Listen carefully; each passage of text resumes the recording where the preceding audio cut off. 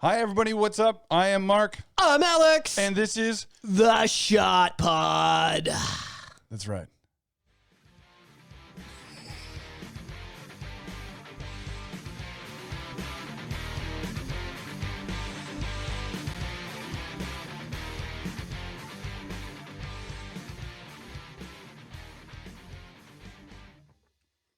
How's it going, Alex? Oh, man.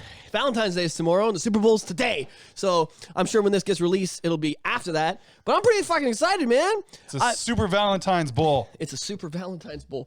Yeah, I'm super excited. I heard at the Dr. Dre, Eminem, Snoop Dogg, Mary J. Blige concert that someone was going to throw a football around. So I'll watch the football throwing, but I'm so looking forward to this concert. Today is pretty much concert day. Honestly, I don't know.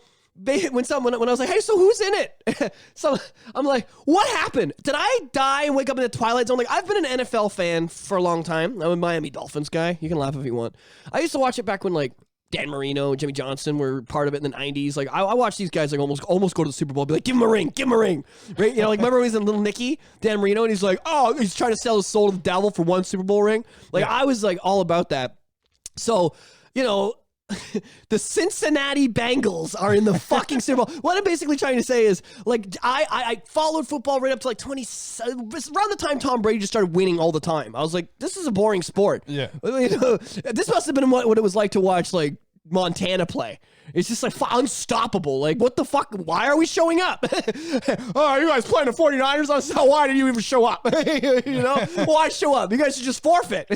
They've won 5 Super Bowls. Like, it's crazy. So I think it's weird that, like, they're a 2-16 team or whatever. However, I think they have 18 games or something like that. I think they're a 2-16 team forever. My whole life, they're like the basically Jacksonville Jaguars Part 2.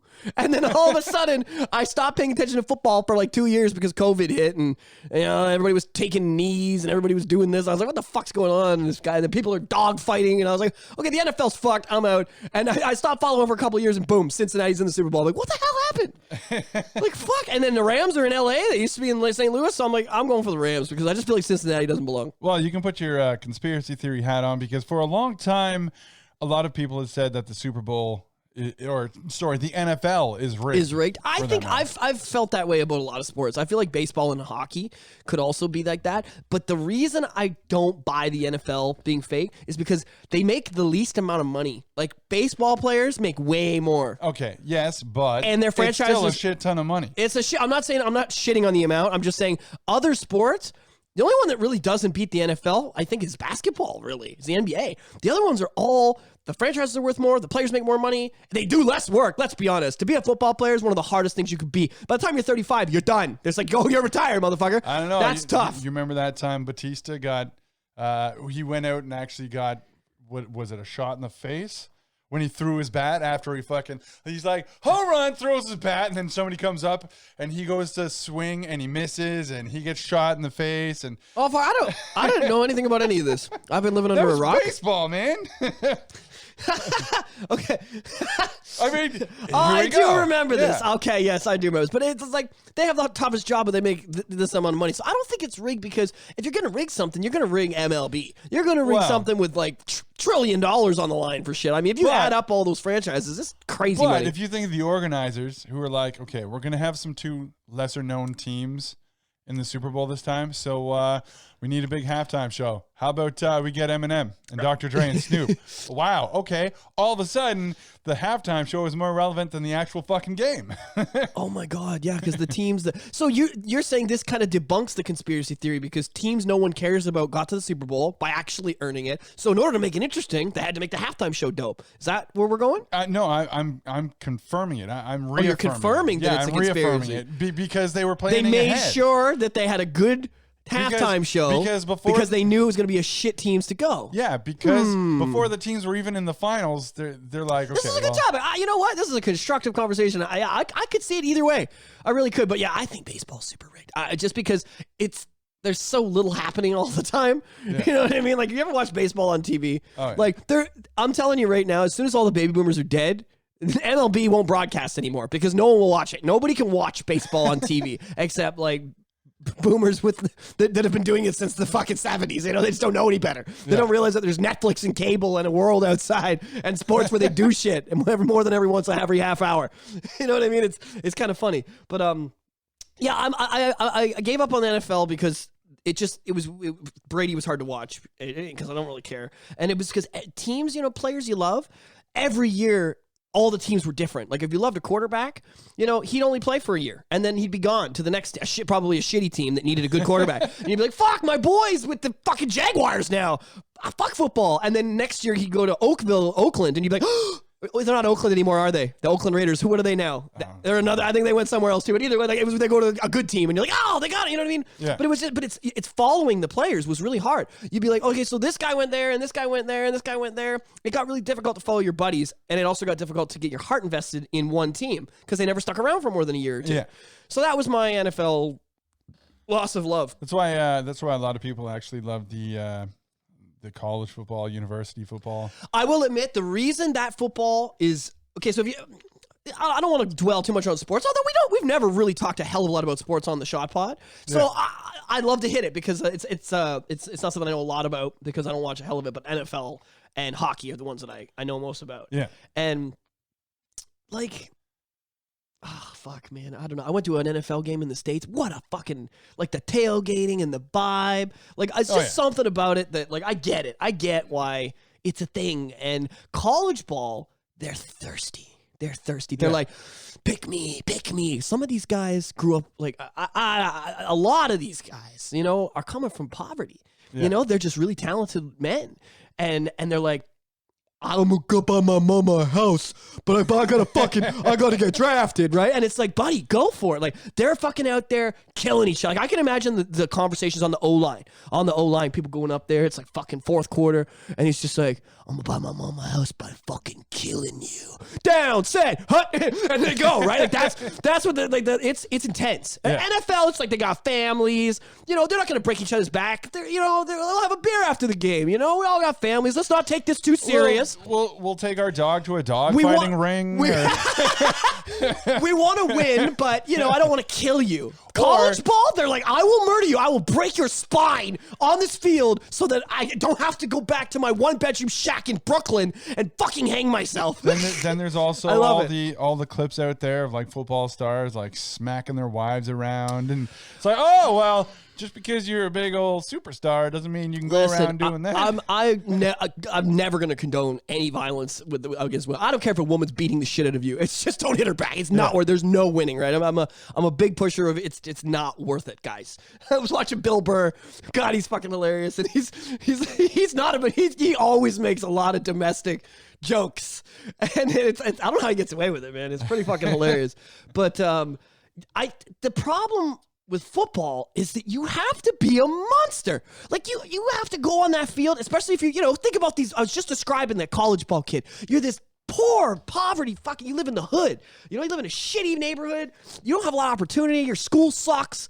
But you are fucking fast and you're good at this game.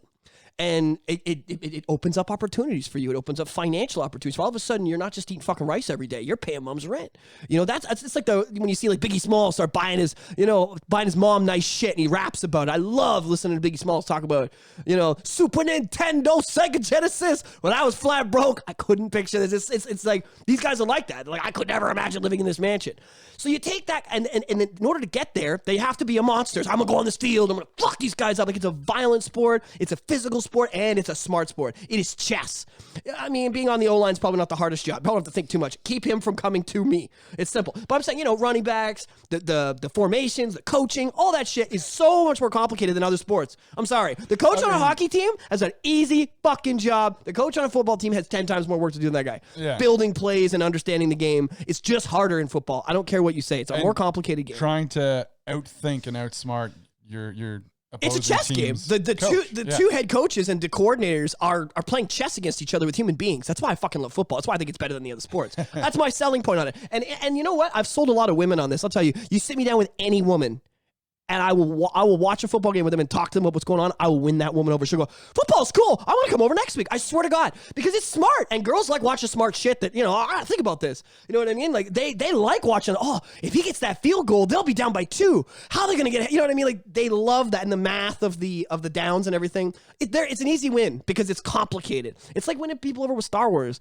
when they think it's kind of stupid sci-fi, but then you explain, no man, it's politics and it's the world and it's love and it's all these things, and then they see that it's I am the Senate and Anakin no, and they're like, oh shit, this is big. On a side note, I do spoiler alert, I do want to say when I saw Grogu show up, oh my God, wearing that little chainmail. I died, bro. So but we'll talk about Boba Fett a little bit later. Yeah. But I think that but the, college ball is really cool. I'm looking forward to the Super Bowl. I'll stop my NFL rant, I guess. One awesome example of what you were just talking about comes down to the Hollywood blockbuster known as Waterboy. Yeah. And you see Henry Winkler in there, who is a coach known for coming up with these plays, and then his former partner takes his playbook and he's got it, and Henry Winkler doesn't know how to do it.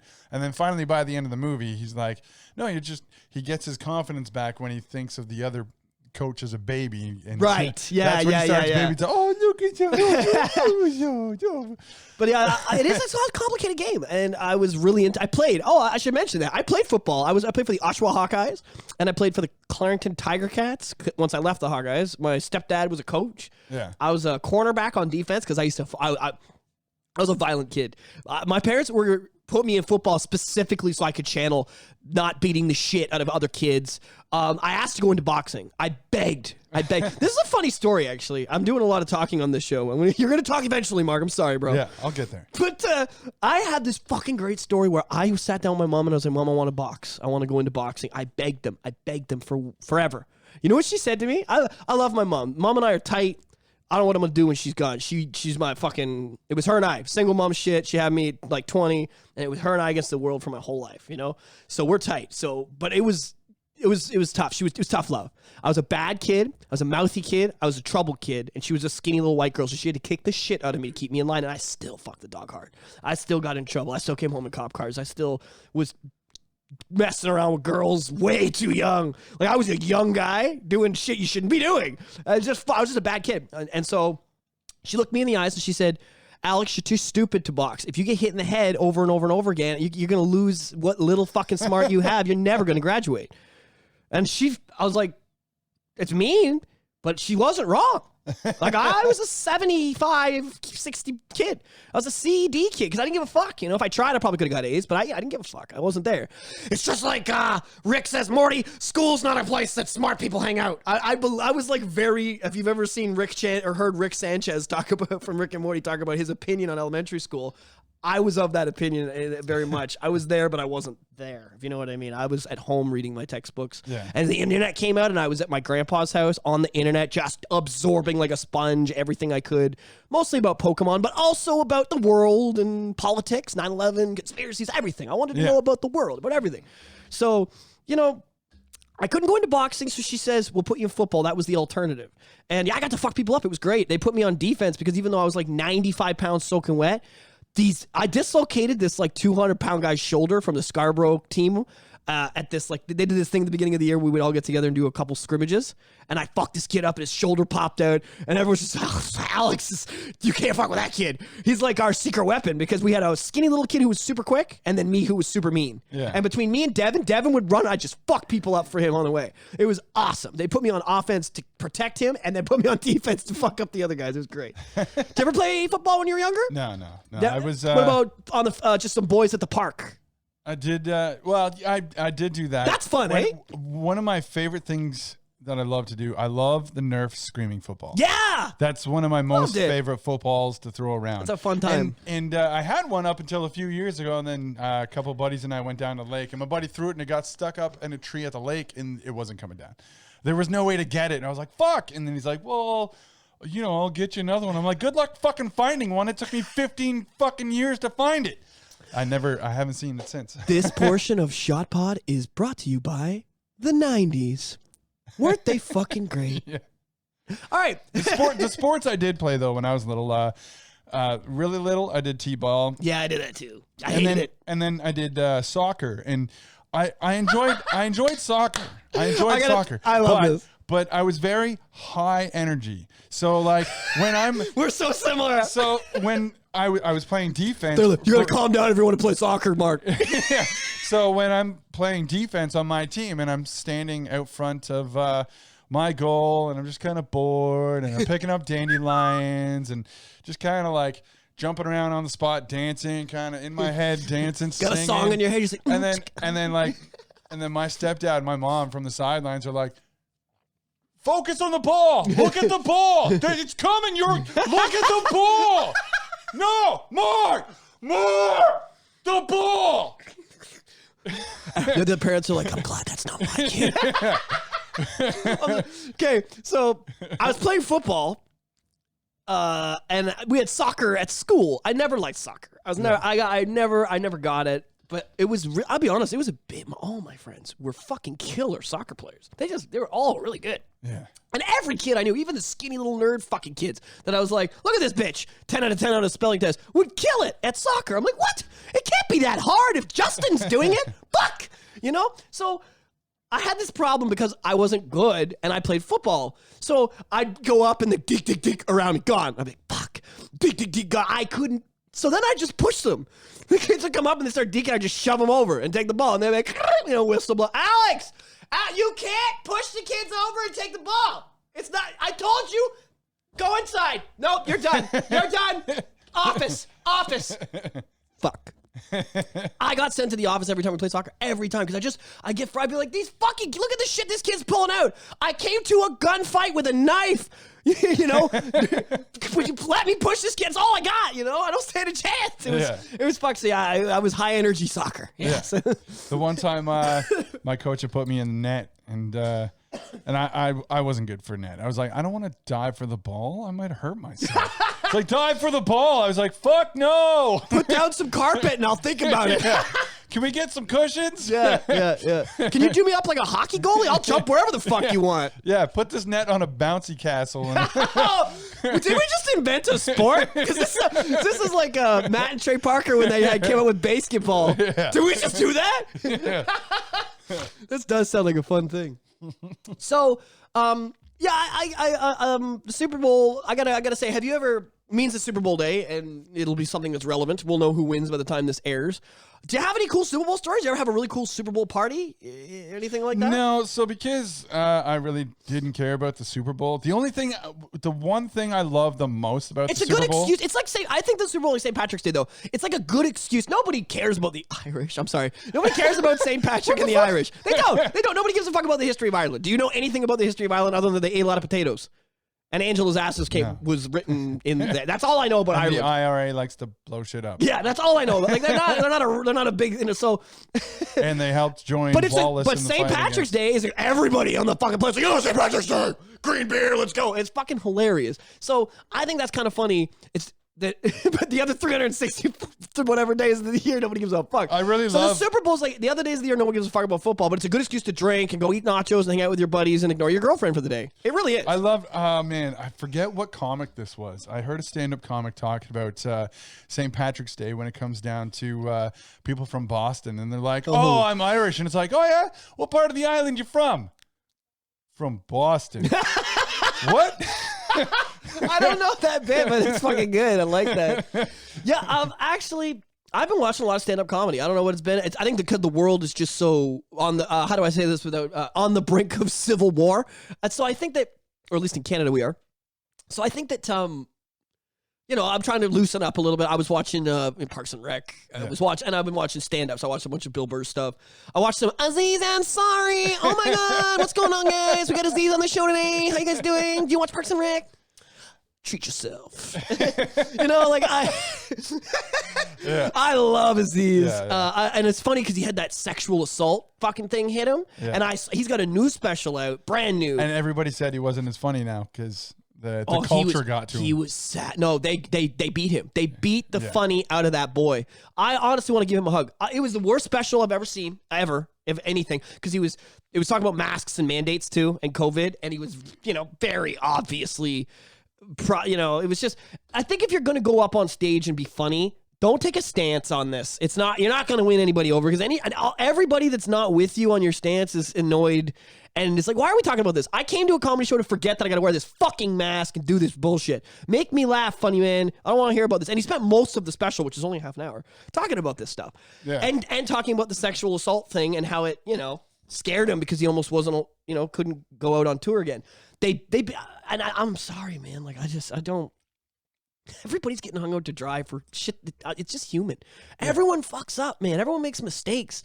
And now they're trying to cancel the whole Joe Rogan thing or, all that craziness. Like, I don't know, Joe might have said some dumb shit back in the day, but I don't know why we're all shitting on him over it. Now he's one of the most relevant people out there. Like, it's just, I don't like that they beat the funny out of him with this, what have you done? Yeah. I don't like it, man. I hope that all comedians don't end up like that. I hope I don't see Bill Burr come out and do a special where I'm like, oh, they got him too. Yeah. It was sad, but I do love Aziz, and I watched his old special from Madison Square Garden. Well, the funny thing with Bill Burr is they tried to go at him. Like, they were like, oh, this guy's a racist white guy. And he's like, my wife is black. Bro, what do you she's mean? super black. Yeah. Like, she's fucking... dude, she beat the shit out of him if he ever looks sideways at her. Yeah. It's fucking awesome. So that was the funniest thing. It's like, oh, he's racist. And then he called out the bullshit. He's like, no. And he's been with her since 2011. Yeah. So there's it's not like they can be like, oh, I got that black girlfriend because we called him racist. Nah, she's been around since the beginning. No, they're happily married. She's a huge part of his career. Huge part of him being successful.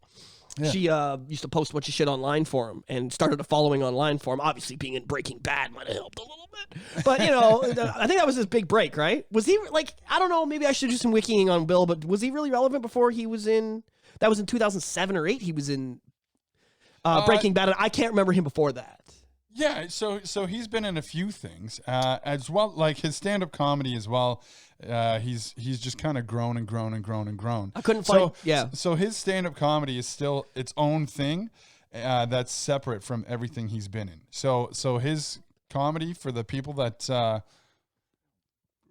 know him for his comedy don't necessarily know him for the shit that he's been in. Because he doesn't talk about it. He does talk a little bit about Hollywood and LA, but he doesn't talk about movie like hey, so I was filming Breaking Bad. I'm hanging out with fucking Bryan Cranston, right? We're smoking a joint. Like, he doesn't do that, which I think would be cool because he seems like he'd have some great stories. He's got F is for Family, that Netflix show that I fucking love that is specifically about, that he's in the show, like the little redhead middle child. Yeah. This named Billy. That's him. I didn't know that. How cool is that he makes the show, he voices the dad. I'm the angry dad. I love that because it reminds my mom talks just like Bill's dad.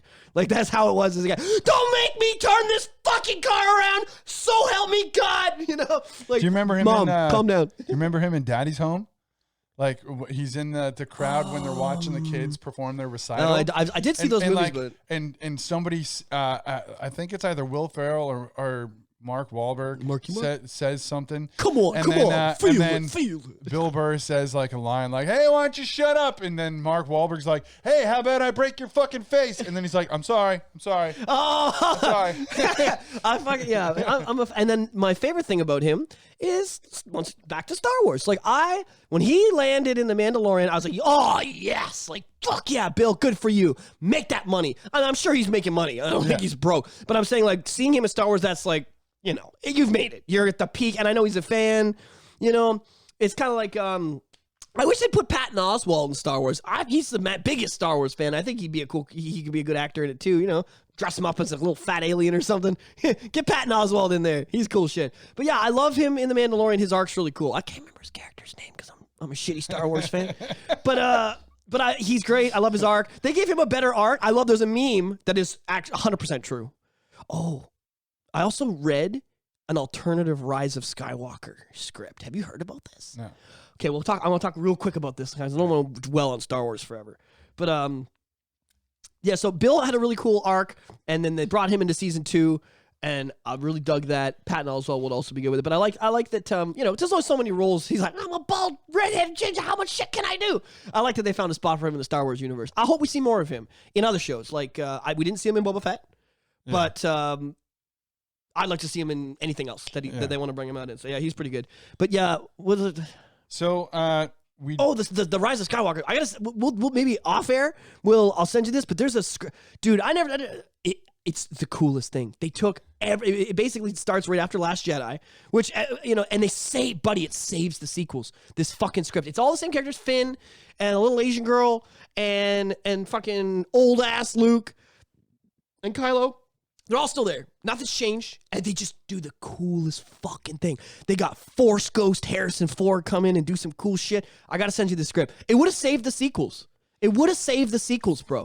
Force Ghost Harrison comes to talk to Kylo like he does in the scene. He does it in the movie too. Yeah. They have, but they do that, but he does something really cool. He wasn't a Jedi. No, he wasn't. It's more Ben's head. It's more what's going on. It's like Ben's projecting. It's like Ben's having a conversation with his dad, but he's alone in the car. Kind of like when you watch Ozark and there's Wyatt talks to his dead dad, and then Mufasa shows up. Yeah, it's literally like he's just like, give me one sec, guys. And then Remember. Yeah, then the clouds move, and it's like, okay, I just talked to 1 second. Talk to Dad.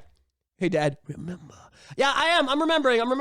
So I need to, yeah, yeah. So this thing that you did when I was 6,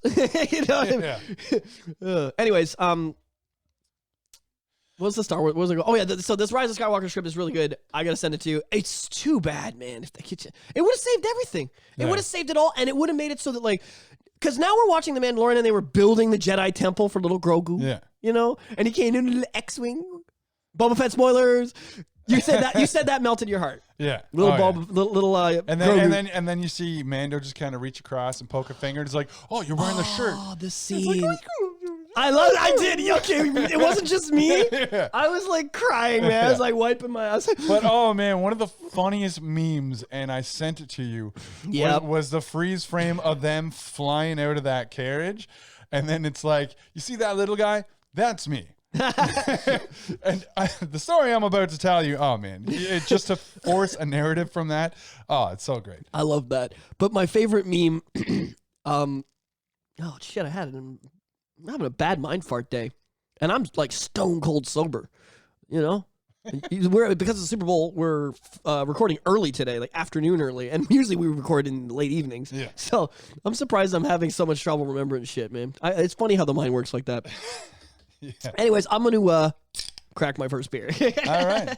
It's 5:00 somewhere. So when it comes down to the Super Bowl and myself, I was never big into the Super Bowl. I never really did any partying or anything prior to this relationship. I'd like, the Super Bowl's on, whatever. It can just be its own thing. It wasn't an excuse to party. The only thing that I was waiting for was the commercials, because they're like, the American commercials specifically.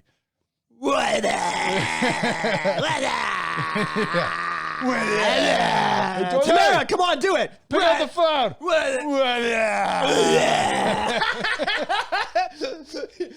So okay, those were classic commercials, but you stone cold killer. Go with like movie announcements and trailers and all that. They're gonna probably have a Batman fucking trailer, a new one that'll come out. Oh, I'm so excited! It's so close. I showed you the Sonic one already. That was.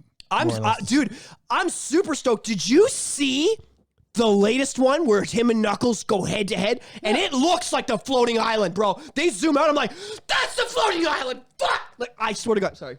I'm getting too excited. But no, and the Master Emerald's in the center, and they're going like this. And I swear to God, that's the scene before Supersonic. That's the scene. I'm wondering if they're going to do Hyper Knuckles. I swear to fucking God, if they do Hyper Knuckles as well, there's Supersonic, Hyper Knuckles, and Turbo Tails is the third one. It's a thing. It's a thing. It's in the manual for Sonic 3. You can read it. It's a bit gay. I know, calling it Turbo Tails. It's also not very PC to call that gay. But anyways, work with me here.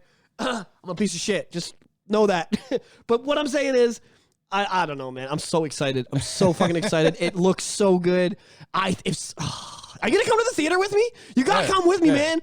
Like, hopefully they get rid of this passport shit by then, or I'm gonna have to like sneak in. Well, see, here's the weird thing. Because if you need a third one to get in, I ain't fucking doing it. Here's the weird thing, and we're not going to get into this because we're going to do our own segment and talk about this on its own segment going further. But there was a recording that came out of Doug Ford talking to somebody saying, like, we're going to lift the mandates. Yeah. We're going to lift the mandates. We're hoping. He's mentioned it, and then the next day he doubled down. It's like, oh. State of emergency. Yeah. It's like, oh shit. So we'll see. We'll see what happens. I think it's a play. Like at this point, I think it's all chess. They're just moving pieces against what's going on in Ottawa, and Ottawa is moving stuff. Oh, we're gonna do this. It's all just chess, and it's a fun game. Like I said, I'm kind of another relevant thing. I know there's Attack on Titan's out and everyone's watching it. It's got new episodes every week on Sundays. And if you're one of those people that's into that, there's this scene where the Beast Titan looks out over the city and he's like, not yet. He kind of fucks off until things are in the place it needs to be before he can unveil his master plan. And I feel like that's me. I'm like, what's going on in the news? Oh, okay. Thanks for listening to The Shot Pod. To hear full episodes, you can find us on Spotify, Apple Podcasts, Google, iHeartRadio, and much more. Please ball kick subscribe. Abuse that little bell to be notified of new content. We'll have a lot more coming. And it's always fun.